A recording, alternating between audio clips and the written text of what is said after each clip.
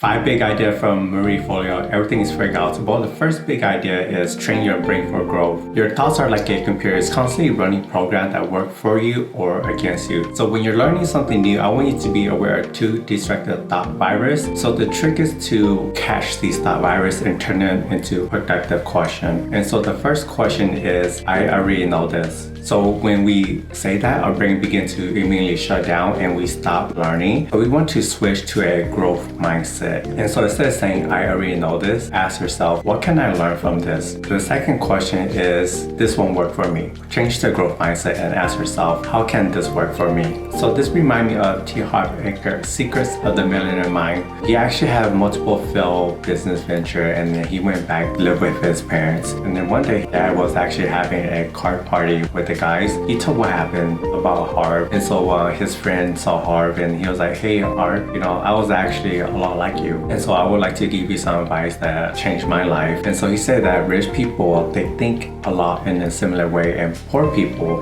they think a lot in a similar way. So he said that if you think like how rich people think, do you believe that you will also become rich? And so he said that, well, the answer is easy, that all you need to do is think how rich people think and you'll become rich. So we just need to change our mindset from a fixed mindset to a growth mindset. Instead of asking yourself, this won't work for me, ask yourself, how can this work for me? Florence Nightingale on February 7, 1837. Later, she would refer this as the call. She has this call that she's meant to do something different. She's meant to serve other people. She's meant to do something big. So many of us, we don't follow our path. We follow our parents' path. We don't dare to do like anything different from what they planned for us. So for 8 years, she denied this call, what she's meant to do. And she has this opportunity after 8 years later to volunteer at the Celibate Hospital, but her mother says that, are you crazy? I'd rather have you be a prostitute than go volunteer and to go help other people. After 8 more years later, another call came. The voice says that, are you going to let fear stop you? Are you going to let what other people think about you stop you from what you're supposed to do?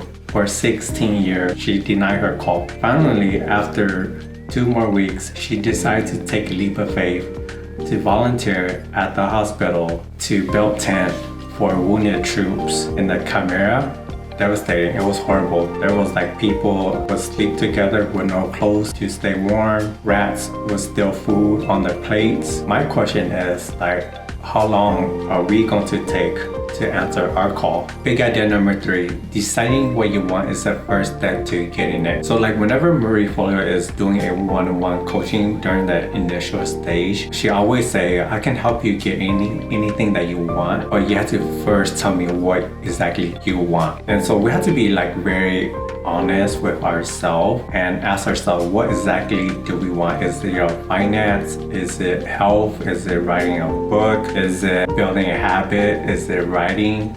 And so we have to be very honest and get crystal clear on our number 1 goal that we want. So whenever we're not working towards something meaningful, we begin to have this sense of feeling that we're not good enough, or we begin to have headache, or we start to compare ourselves to other people, and we start to feel not feel good, and that this is not where I should be at. So we have to get crystal clear, what is my number 1 goal that I want to focus on, that I want. Dr. Albert Schweitzer was once asked, Doctor, what's wrong with men today? And he said, men simply don't think. He said that let's take 100 individual men and women at the age of 25. If we ask them, they want to be very successful, and you see this eagerness and this light in their eye that they truly want to make life happen, right? At the age of 65, only 1 will be rich, 4 will be financially independent, 41 will have a job,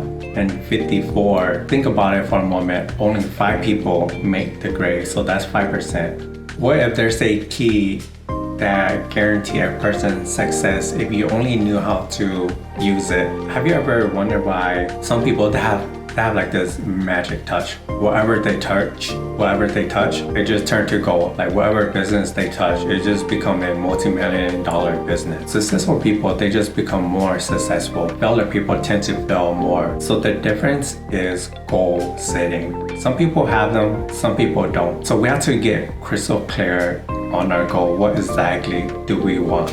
Big idea number 4, start before you're ready. Marie Forleo, she spent so much time thinking about dancing rather than dancing.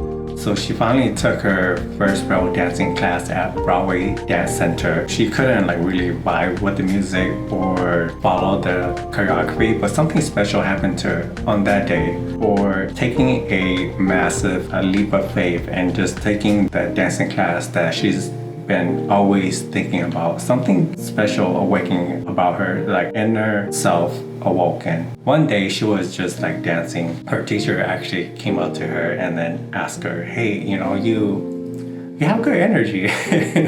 You have very good energy. You should definitely audition to be a dance instructor. And she was in her head, she was like me, dance instructor? Is this girl freaking crazy? I don't even know what the heck I'm doing in the class. And when she went back home, that's all she could just think about it. Me is dance instructor? Really? So she asked herself, 10 years from now, when I'm 35, when I go back and I look at myself, when I'm 25, would I regret this? And she said, absolutely freaking yes, I would regret this. I would slap myself hard. Yeah, absolutely, man. So she auditioned to be a dance instructor. And the one thing that she learned is that we will never be ready to do the things that we're meant to do. How we live our life is a state of our mind, and how we live our life is a story that we tell ourselves. Other people's opinion of you doesn't have to become your reality. If I were to give you a negative comment and someone else has to come and tell you that you can't do it, you can't do it, you can't do it for 16 times to neutralize that -1 comment. The truth is that we're never going to be ready. Right? We just have to take the leap of faith and just get started. Big idea number 5, progress over perfection. Too often we stop ourselves from taking action. Deep down inside us, we don't believe in ourselves, or we're afraid of what other people would think of us. And we tell ourselves that I'll take action when I'm ready. But the truth is we're never going to be ready. And they did a research done between 2003 and 2006, and the people that committed suicide, and they interviewed their friends and family, and they found out that they were perfectionists. Did another research by Dr. Paul and Dr. Gordon. By 20-year worth of research, they found out that perfectionist people have anxiety, eating disorder, they were depressed, and they have other mental health problems. So from this moment forward, I want you to strive for progress, not perfection. It doesn't matter how big or how small the improvement is, as long as you're making progress. This is what we strive for. Progress over perfection.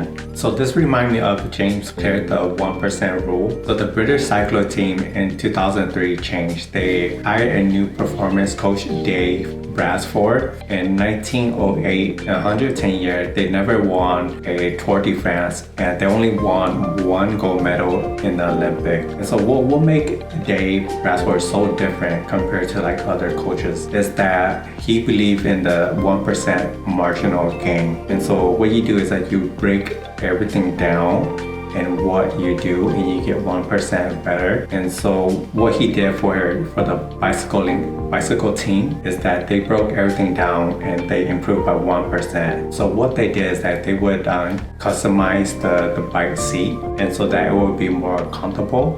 They would rub alcohol on the handle so that they can get better gripping. They would test different kind of clothes to wear so that their body maintains the ideal heat temperature. And they will also test different pillow and mattress for the best performance of getting the best amount of sleep. And so they would also take the pillow and the mattress with them to different hotels. They will also test different massage gel so that their muscle can recover the fastest. And they would also paint their truck white, and so that they can see the dust. Within 5 years, during the Olympic in Beijing, they won 60% of the gold medal. In 4 years, when the Olympic came to London, they set 9 Olympic records and 7 world records. In the same year, David Wakin won the first Tour de France. His philosophy is 1% marginal gain. You get 1% better in everything that you do.